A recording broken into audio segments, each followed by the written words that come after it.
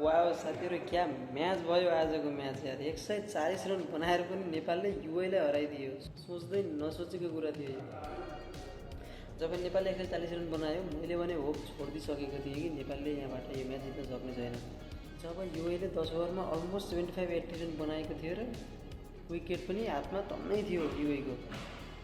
तर जब त्यहाँबाट नेपालले कमब्याक गर्दै गर्दै गर्दै गर्दै अब सिधा जाउँ लास्ट ओभरमा।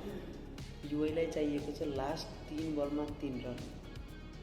ब्याटिङमा केही गर्न नसकेका दिपेन्द्र सिंह ऐरीले जब लास्ट ओभर सुरु गर्छन्, उनले त्यो ओभरमा छक्का पनि खान्छन्। तर गेम असली स्टार्ट हुन्छ लास्ट ओभरको चौथो बलबाट। चौथो बल आउट, पाँचौँ बल आउट र लास्ट एक बलमा चाहिन्छ 3 रन। लास्ट एक बल 3 रन। ब्याट्सम्यानलाई सट हान्छ, सिधा फिल्डरको हातमा जान्छ र फिल्डरको त्यो सटिक थ्रो जसले गर्दा ब्याट्सम्यानले 2 रन पनि कम्प्लिट गर्न पाउँदैनन् र नेपालले यो म्याचलाई बिना ड्र बनाई 1 रनले म्याच जित्छ। वाउ, यो जितसँगै नेपालले आफ्ना ब्याटिङमा रहेका केही कमजोरीहरू त लुकाएको छ, तर त्यसलाई हामीले भुल्नु हुँदैन, त्यसलाई सुधार गर्दै जानुपर्छ। र नेपालको यो 6मा पहिलो जितलाई बधाई छ र नेपालले आशा गरौँ पुरै म्याच जितेर नेपाल वर्ल्ड कपको लागि क्वालिफाई हुनेछ।